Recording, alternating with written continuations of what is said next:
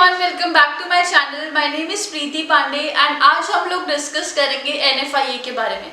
NFIA बहुत एक important topic है बिकॉज आने वाले टाइम पे हम लोग नेशनल इनकम को स्टार्ट करने वाले हैं। तो एनएफआईए अगर नहीं समझ में आएगा तो हम लोग नेशनल इनकम के क्वेश्चंस को सॉल्व नहीं कर पाएंगे या फिर उसके कॉन्सेप्ट को नहीं समझ पाएंगे। इसीलिए इस वीडियो को लास्ट तक देखना and those who are new to my channel do subscribe and press the bell icon so that you will be notified whenever I upload any video.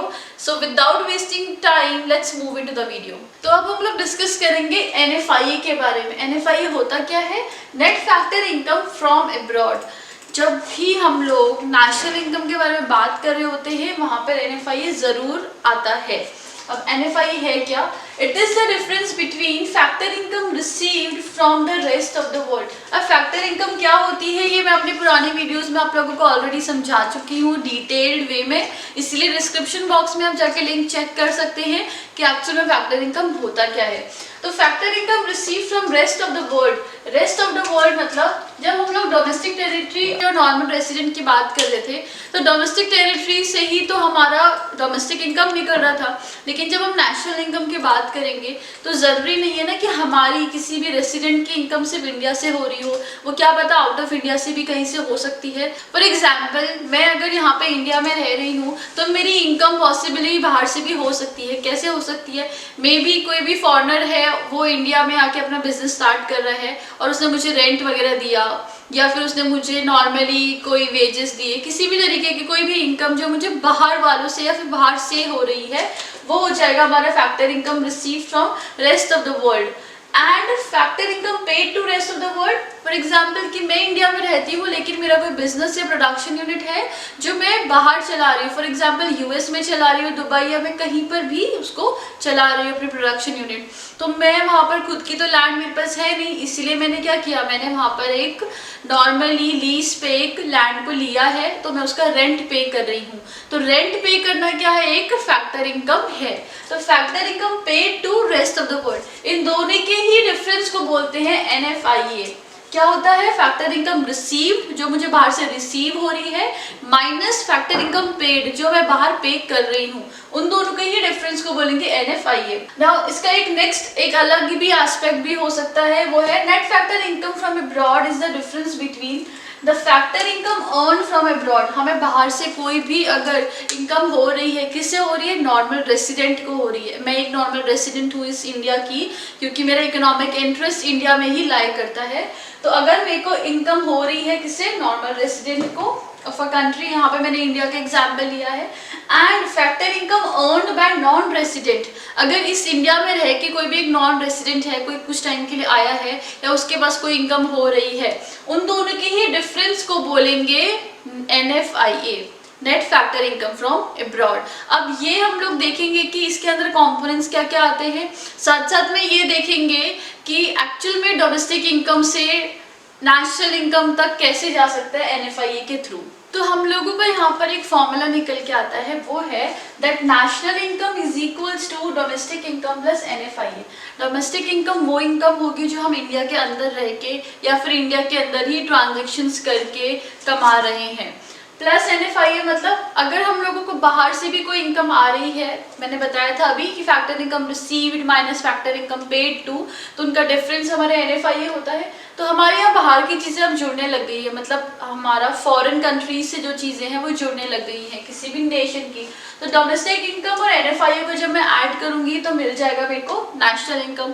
अगर मुझे डोमेस्टिक इनकम निकालना है नेशनल इनकम के through तो obviously मैं क्या करूँगी? Domestic income is equals to national income, उसमें से NFIA को माइनस कर दूंगी तो मेरा आ जाएगा डोमेस्टिक इनकम, मतलब वो इनकम जो मैंने इंडिया के अंदर से ही कमाई है। तो अब हम लोग डिस्कस करेंगे कंपोनेंट्स ऑफ NFIA। तो पहला कंपोनेंट है हमारा नेट कॉम्पनसेशन टू एम्प्लॉइज। अब नेट कॉम्पनसेशन टू एम्प्लॉइज होता क्या है? कॉम्पनसेशन टू एम्प्लॉइज या फिर कॉम्पनसेशन फ्रॉम एम्प्लॉइज होता है हमारा, अगर मैं बाहर रह रही हूँ, इंडिया के बाहर रह रही हूँ और वहाँ पर मुझे कोई भी इनकम हो रही है तो वो हो जाएगी एज एन एम्प्लॉय, अगर मुझे कोई इनकम हो रही है तो वो हो जाएगी हमारी कॉम्पनसेशन फ्रॉम एम्प्लॉइज। फिर अगर मैं इंडिया की बात करूं, अगर हमारे इंडिया में कोई भी फॉरेनर रहता है और हमारा इंडिया उसको पे कर रहा है कोई भी रेंट या फिर किसी भी तरीके का उसको वेजेस या सैलरीज कुछ भी पे कर रहा है तो वो हो जाएगा हमारा कॉम्पनसेशन टू एम्प्लॉयज। तो इन दोनों के ही डिफरेंस को बोलेंगे नेट कॉम्पनसेशन ऑफ एम्प्लॉयज।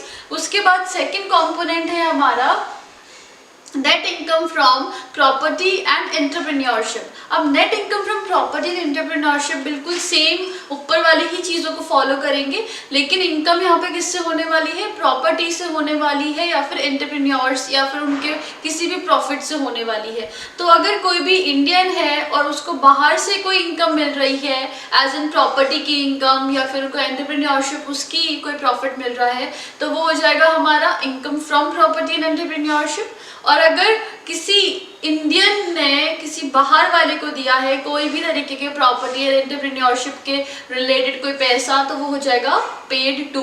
तो इन दोनों के ही डिफरेंस को हम लोग बोलेंगे net income from property and entrepreneurship. फिर जो हमारा लास्ट कंपोनेंट है वो है नेट रिटेन्ड अर्निंग्स। अब रिटेन्ड अर्निंग्स होती क्या है, जो भी अकाउंट्स के स्टूडेंट हैं उन्हें पता होगा कि ये retained earnings part of the profit होता है। जो भी प्रॉफिट होता है हम सारा का सारा खर्च नहीं करते हैं, हमारे पास कुछ ना कुछ अमाउंट रखते हैं ताकि हम लोग फ्यूचर में उसको यूज कर पाए, एज एन रिजर्व पे रखा जाता है। तो नेट रिटेन्ड अर्निंग्स क्या हो जाएगा, retained earnings from abroad minus retained earnings to abroad. इन दोनों के डिफरेंस को ही बोलेंगे नेट रिटेन्ड अर्निंग।